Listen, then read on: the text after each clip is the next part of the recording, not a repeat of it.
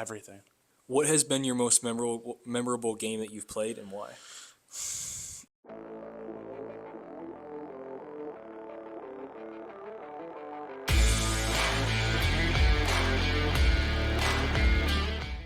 What's going on, guys? Welcome back to another episode of JO Sports World. Today we have Akrame, right? Calling it with an accent. Yes. Akrame Elbernoussi. Shout out to my Moroccan people. If you know, you know. Marruecos. We have him on, soccer player. You do a little weightlifting too. You know, I Yes, noticed you got yes. the weightlifting page I do, going. I do. How are you? And thank you for taking some time, man. Appreciate No, it. I appreciate you having me on, and it's an absolute pleasure, man. It's awesome. I love what you're doing. Keep up the good work, and this good things take time, and you're gonna absolutely thrive. So keep that up, man. I That's appreciate what I it. value. So what's new in your life? What are you up to? Floor is yours. Whatever you want to share. Right now, I am working 2 jobs, and I am locked in with life, doing a lot of stuff with my career.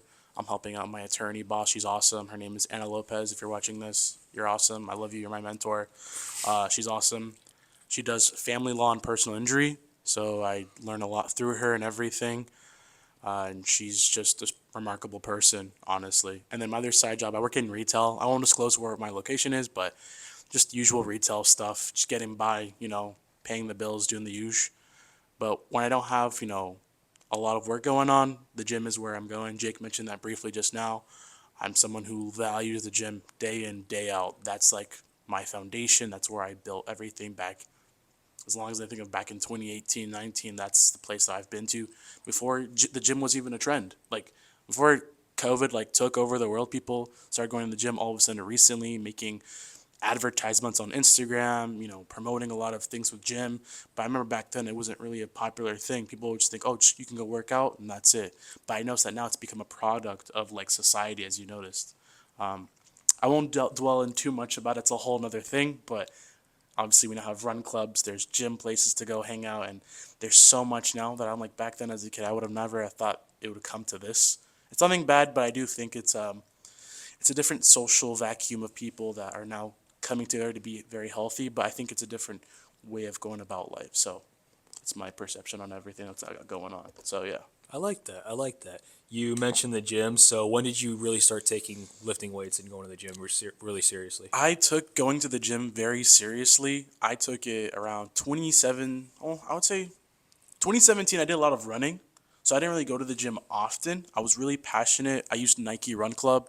It's an app that obviously lets you track your logs, your miles, your achievements, everything. Right now, for the past 8 years that I've been running, I've logged about 285 miles of running. Wow. Trying to hit 600 because as you go on Nike Run Club and as you level up, the menu color changes. So that's a cool thing about it. I know. Right now You I'm just on. want to see the color change? I mean, not just color change, but it's good to restart because I remember I was on orange, yellow, and then I'm on green right now. But green's like that middle mark, and then blue is 625 miles. I think if I was really consistent, I try to be as with life and everything, especially right now, I'm really busy. But if I can, I want to be able to hit 5Ks every time. Build that repertoire because what's 3 times 30? That's what, that's my brain just paused. 90. 90 miles in a month.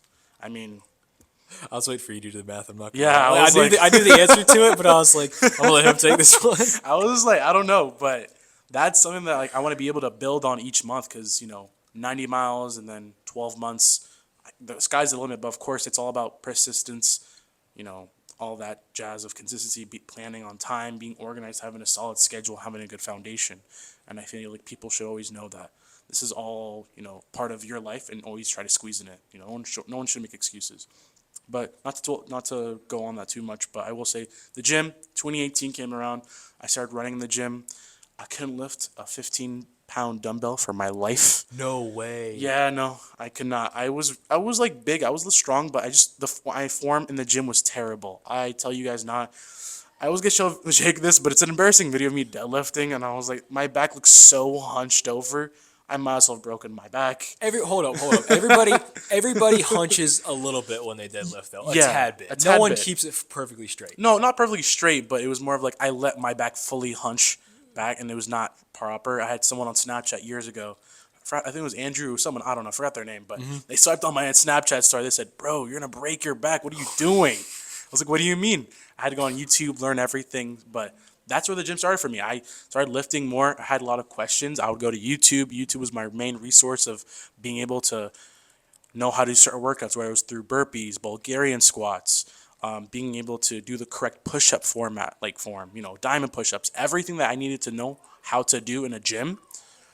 People say it'll be like it's like basics, but it's really the core foundation of what if you want to build strength in your legs, arms, core, mind, even arms, back. These are things that I had to look up on my own because obviously I didn't have my own trainer, but I had YouTube. I mean, so YouTube's a big resource that everyone uses. You YouTube's know, the best. YouTube is it's the goat. Or TikTok.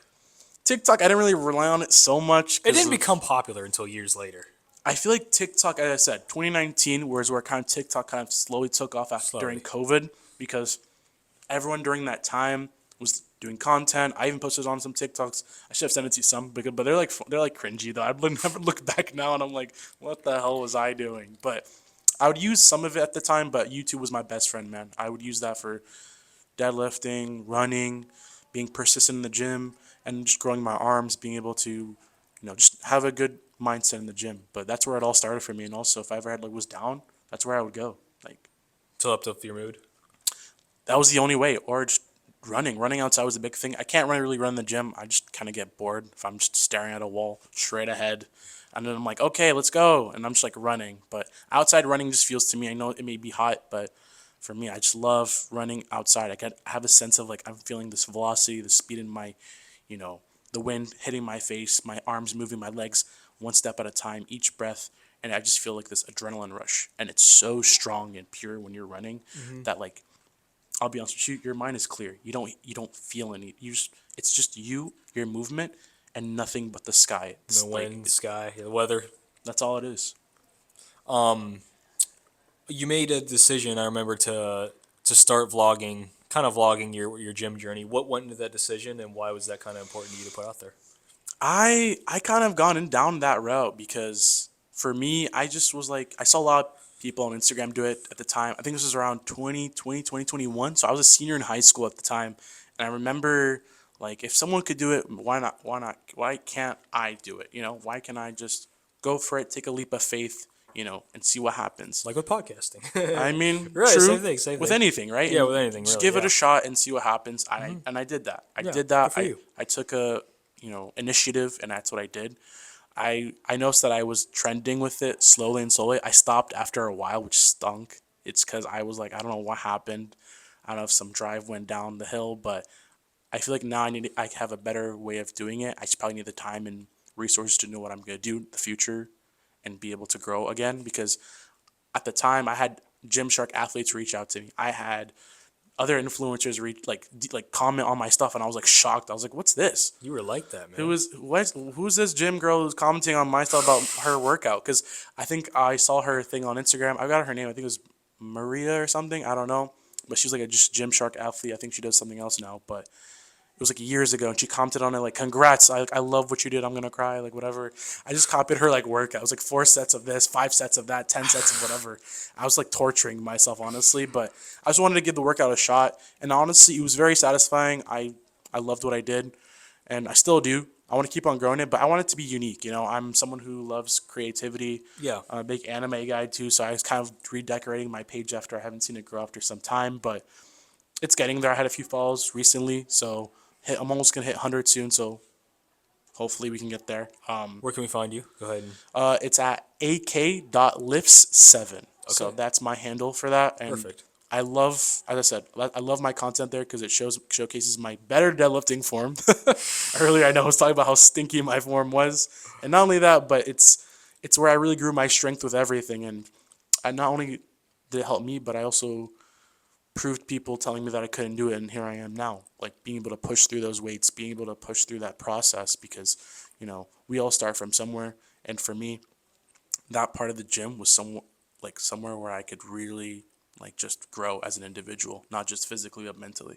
I will say though, as far as proving people wrong, that's like one of the greatest things. But for me, it's I don't know if you may have felt this, but for me, it's more about proving myself right, and then proving others wrong kind of comes with that. Because if you just focus on proving other people wrong, then you're in it for other people. But Yeah, that's all it is. if you focus on proving yourself right first, then you're in it for you, and ultimately you matter the most in your journey.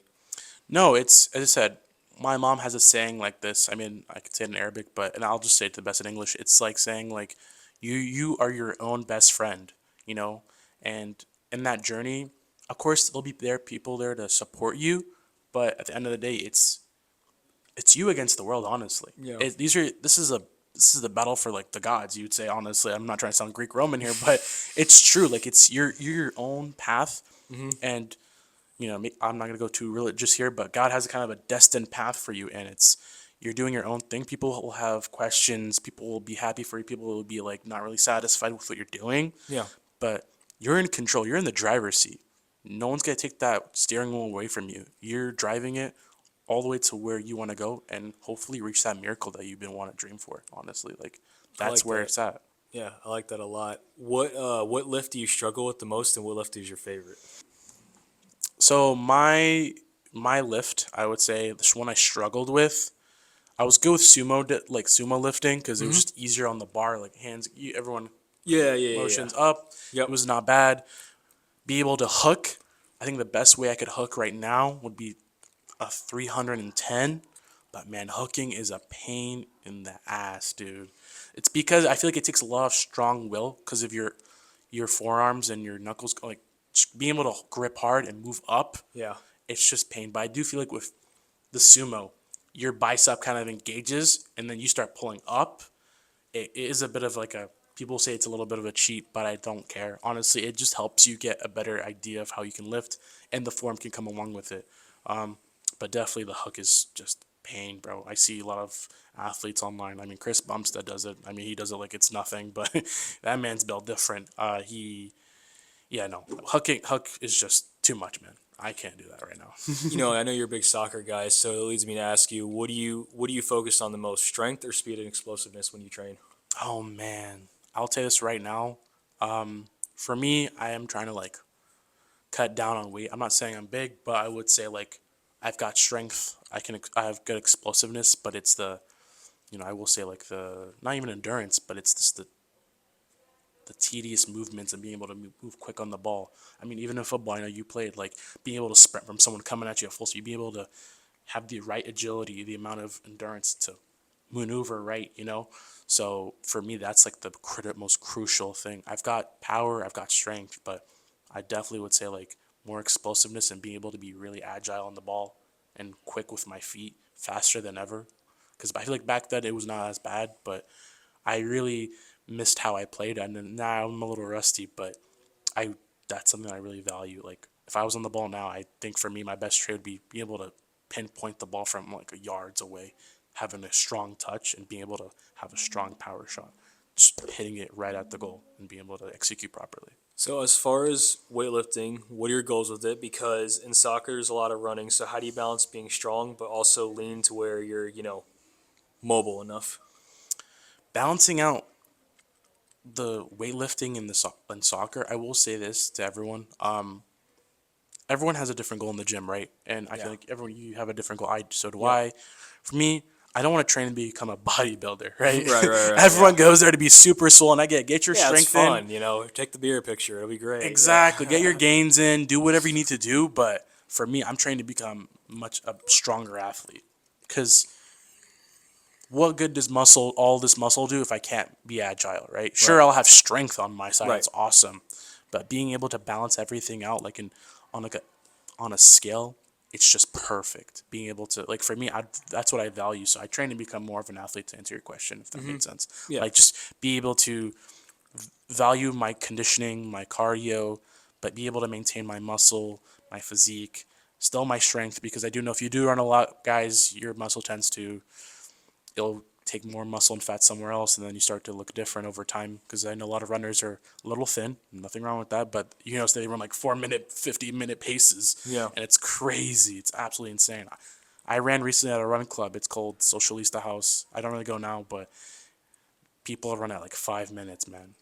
I'm like 5 minute pace, 4 minute 50. When I first went, I was pretty bad. I think I had like a 10, but then I went the week after. I blew it out of the water. I got like 8 minutes and like 10 seconds. So I definitely like pushed myself the second time I ran. So it's just consistency, I am honestly. not a runner. I'm not. I'm really not. Like I'll do like conditioning and stuff. Like obviously, I Yeah. got to do some kind of running. But like as far as like running, and it's funny because like the thing about it is, I remember in high school.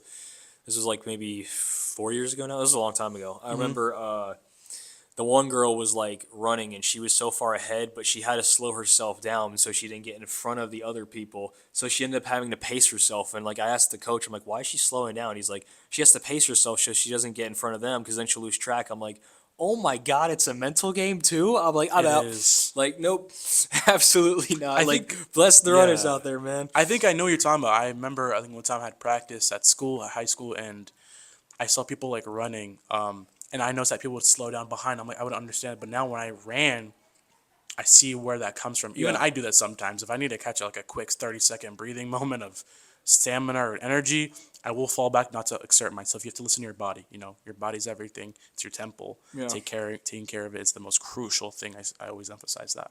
And if you don't do that and you start pushing yourself more, you can either gas yourself out or just throw up or just you have start getting spasms in your muscles, and it's just not ideal. It's Yeah. not the ideal thing to have. Talk to me about soccer though. How'd you get into it? When's the moment that you said, yeah, like this is gonna be something I really love and want to do? It's a funny story, actually. All right, let's hear. My older brother, Amen, shout out to you. I love you, man. You're my guy. He's an older brother of mine. Uh, we watched a team called Chelsea FC. It's a very popular team. A lot of Americans know about it now Yep. since soccer has now roamed in around the parts of America. But I really started watching them play, and I loved Didier Drogba. He was one of my like idols before Ronaldo and Messi started getting more popular at the time. But I love Ronaldo too. But that's what really got me into the game. That's not just playing on the console with my buddy, like through my brother growing up as a kid, but physically going out with my dad. Like I would go with my dad to it was a park called Mickey's Retreat, and he would bring his old buddies with him, and he would bring me along. At the time, I wasn't old enough to play with the big boys because I'm 12, 13, 10. But I'd practice a lot. I noticed that my form wasn't great. I would toe poke here and there, and I'll be honest, everyone has those moments. But I I established that bond with the sport and the game. And during that time, my older brother played football too, so we were kind of like always alternating between what I wanted. I did like football too, but it wasn't really my thing. I couldn't. I'd probably if I had played football, honestly, Jake, I'd probably be a wide receiver But you, because of my running and everything, yeah. catching. But no way in hell am I gonna throw like Tom Brady though. I can't do that. No, the ball's not gonna go that far. But I No, will. Tom was all up here, man. He For the was. most part. That's the go Tom there. was different, man. Yeah, That is the goat. he's the goat. But yeah, man, kind of reroute where we're going with my passion with Yeah. soccer. It really, it really just fluctuated from my dad's perspective, and he was someone that I looked up to. He's my hero. He was always hard headed, but he's someone that I loved, and he always when I see him play, I admire his play style. He doesn't play now; he's retired, but when he used to play, he was magical. I will say, and I would take some moves from him, but I also would make it on my own. And not too long ago, recently, last year, I played with one of his buddies, and after time, some of the like the his friends, some of his friends recognized me. They're like, "Aren't you like Khaled's son?" And then I was like, "Yeah, that's me." And they're like, they look at me, like, "You're big and buffing. You got big legs, man." And I would just when I was playing with them, I would score. I would do everything. I would make them like just fall behind because when I'm playing, I play for my dad. Like when I'm playing against them, and they really see how much I've improved. I nutmeg. That's where it's at. That's where that park Mickey's Retreat. It's still open now. Everyone goes there for soccer or whatnot. That's where it all started for me, man. That's like the holy grail. I have photos of it since 2007, 8, everything. What has been your most memorable game that you've played and why? I think I sent this to you a while ago, but yesterday actually. It was a Koi against DP. It was home. It wasn't super memorable, but it was the nostalgia of everyone yelling my name out loud. Just I hear my mom yelling, "Hey K!" That's like a nickname everyone called me at Yeah. the time, and it was the crowd cheering me on and everything. I didn't expect everyone to cheer me on. Mutual friends. I don't really talk to them now, but mutual friends would yell my name out. My parents were there. My brother wasn't there at the time, but he had like some stuff going on at school. But it was just nice to see my mom and dad yelling loudest out of everyone in the crowd, man, in the stands. I'm telling you, if they were the football game, that's them. They're just yelling at my name. I'm looking back like I gotta score this. Technically, I didn't score it. I noticed that when I look back now at the video, my curve shot and how I shot it was very poor. If I had a chance now, oh man, I'm making sure I don't miss. But oh boy, I think that definitely my parents got to my head with the yelling. Friends got to me, but it was just a fun moment, man. Yeah, It was yeah. senior That's what night. it's about. Everyone played, and not only that, but we won that game too. So I think so did varsity that night too. So nothing but dubs, man. It was just nothing but vibes, and I loved it. I loved it. It was every bit of that for me was where it excelled more, and that's where that's just where it was at. But of course, UCF came around, and I started playing a lot.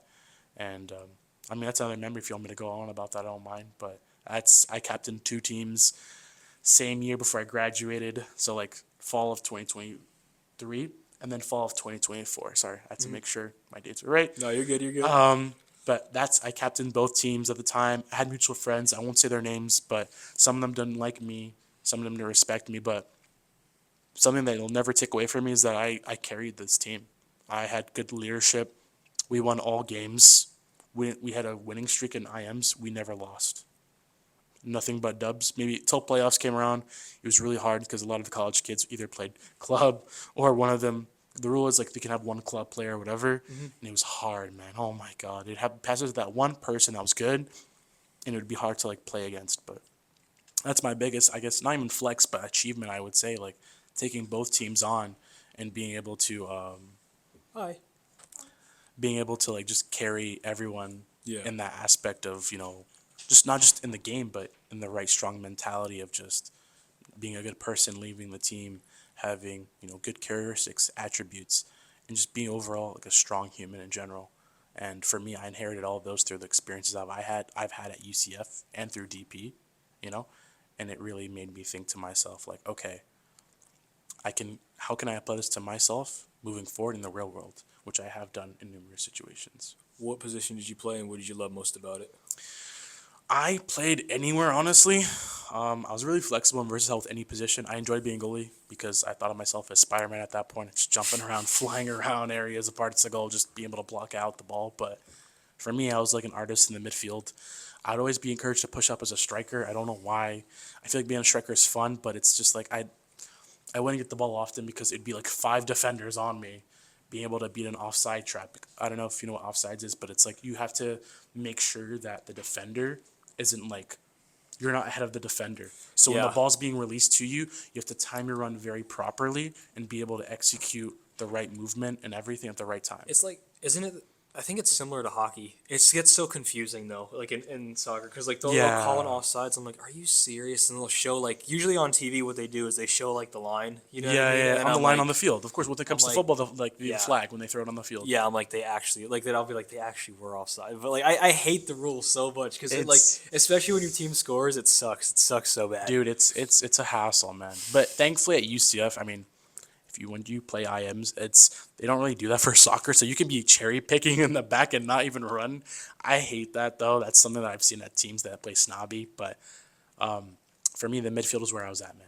That's like the best way to describe it for everyone here. It's if the Mona Lisa, Leonardo da Vinci, every artist of the timeline that we've experienced as humans was together. That's how I just play. I loved to be really artsy and crafty on the ball. Yeah. The game is not only at the feet of your foot, but it's the mental. It's all mental, and it's all how you execute your right movement. Your vision is so crucial. I cannot emphasize vision. I mean, you know this in football as well. So you don't want someone coming at you, and you already know it's coming. You have to think ahead of someone 2 steps ahead. A mental aspect is a lot of sports, man. I mean, of course. Yeah. And for me, I always think it's making the right decision at the most crucial time. For me, I remember I had to move up the ball up in midfield. I had nothing but acres of grass in front of me. No one's pressuring me to do anything. Yeah, you think you just have it. Yeah, but then I also I'm in the corner of my eye. I'm looking straight, and my peripheral vision is telling me someone's sprinting at me, full speed. Just hear like the Yeah, the steps, man. But Yeah. in my mind, I take a deep breath. I calm down. They're very exotic to get the ball back from me, but this is where I have to take a deep breath, and I'm like, where can I go from here? I have plenty of space to pass it to, or I can take it back from behind me and go around this guy that's going to be running at me at full speed. So that's something that's really crucial. Like I really just love being in the area because you're an artiste, bro. Like you're a maestro. There's a bunch of names I can go about it, but it's just the most beautiful part of the area. And one of my players, I mean, people may know who this guy is, but Kevin De Bruyne or Modric, they're just amazing on the ball, man. just the technique they use with their foot. I would take their foot and have it as mine because man, they defy physics. It's just crazy how they Yeah. move the ball, how they very calm. They're not too rigid. They're not stiff. Yeah. They're really relaxed. So that's where I played. All right, so everyone's got their own opinion on this, but in your eyes, tell us who's the GOAT, Ronaldo or Messi? I mean, I love both players. Growing up, I've watched both of them before I was a Chelsea fan. Um, for me, I do value skills too, but also I value character. And obviously, both players have their moments of being bad and good. I'm not gonna go too deep. I do value Ronaldo. Ronaldo's my guy. Cristiano's been, I mean, he's close to Tom Brady too. Like they post up like selfie everything. I mean, that too. But he's someone that just it's the mindset he's had for such a long time. And you can look this up. But back in 2008, Messi was very good at what he did. He was just unimaginable great talent that no one can recreate nowadays with football and the game, beautiful game. But with him, he kind of he wasn't there. Ronaldo at that specific year in 2008, he won the Premier League, he won the Champions League, he won the FA Cup, he won the Premier League trophy. Like he just won everything that year. That 1 year made him golden. Like just you touched him, he did everything that was just magical. Club World Cup too. Like who wins all trophies without screwing up, without he was that guy, and I'll say he's him. I'll be honest, he's him, Ronaldo's him? literally. And it's the mentality he had at a young age, because back then he was like what our age. He was actually my age. He was 24, and he won all that age. Right now he's obviously he's 41, but at that time when he was 24, he's a monster, man. He wouldn't let anyone walk over him, and I use that mentality now today, not just in soccer, but it's the way he carried himself on the pitch professionally. Even though he had moments of whatever, he was just super strong against any opponent he played. He wouldn't let anyone ridicule him. He wouldn't let anyone walk over him. And what I noticed with both Messi and Ronaldo, they both respect each other, which I love, and as they should because they're both greats of the game. But Ronaldo, something with him is that we're not going to see someone like him ever again. A lot of great people from the Premier League, the people like Thierry Henry, Jamie Carragher, I won't go too deep, but they don't like Ronaldo because, and I'll tell you a quick story, real quick, but a game happened in 2004, I think, or 2003. Ronaldo was a young kid at the time, so 21, 20. He was raw talent, man. Yeah. Just nothing but a monster to God-given defenders. talent. Yeah. And those players now, they don't like him because during that year, they were doubting him, pushing him around, and he just proved everyone wrong. Yeah. But he also proved to himself that it's consistency. So, yeah, man, Ronaldo is just that's my guy. Like, not just only doing Sue or whatever, but it's just the fact that he encouraged not just me and I'll see billions of others, but it's just this mindset where I see him carrying himself. I kind of see myself having the same mentality too. Nice. I like that. Very elaborate answer, but I would say it's very fair. I would say it's a very fair answer because like everyone's got their own opinion, but like you went into details. So No, I wouldn't say they're Messi's trash or Ronaldo. It just doesn't matter. I think I value just miracles, and I mean they both have miracles, but I'm leaning towards Cristiano Ronaldo instead. What is one piece of advice that you got early on in your athletic life that still sticks with you to this day, and why was that message so important? Could you repeat the question one more time? Yeah. So what is one piece of advice you got early on in your athletic life that sticks with you to this day, and why was that message so impactful? Man, that's a great question, Jake, honestly. You're making me go back now in time with my memory. I got you. Let's do it. So I will say, guys, for me, honestly, like, his name was Coach Babin. He doesn't coach now. He was at DP at the time in 2019. Oh, Michael? Oh, you know him? Yeah, I know Coach Babin. Oh, my God. No way. Small world. Bro, I love Babin, man. I used to get babysat by Nancy. No way. Yeah, she's babysat me. I love him. Great family. Coach Babin, he gave me a word of advice, and my older brother at the time, Eamon, I think he came to pick me up at the time. I think I had my driver's license at the time. I don't remember, but I wasn't able to drive. But he came to pick me up and watch my practice, and he was there. But at the very end, I noticed that to this day, Coach Babin like influenced me. He gave me hard advice. He was very nice with me. I won't say who bullied me at the time, but during that time when I was on the team, I had a lot of people ridicule me and tell me things and make fun of how I was and I wasn't able to play and here and there. But I will say I took all of that and I turned it into something positive and something special. Yeah. Like, I had one of these, I think he was part of the group that used to bully me, but he was a mutual friend. He didn't really do anything wrong, but he texted me on Snapchat a long time ago. He's a good friend. His name is Sam. But he said to me, like, I'm sorry that, like, if I'm, if I did something to you or whatever. But Yeah. he was very just straight to the point, like you have potential, and I saw that too. But after Coach Bevan sat me down with me, showed me his technique of hitting the ball well, because back then as I told you in that Kobe game, I really fluffed that free kick. I wish I scored that, and then the crowd would have gone even more wild. I think my parents could have broken the ceiling with their Everybody ran voices. on the Oh man, field, maybe. who knows? Maybe.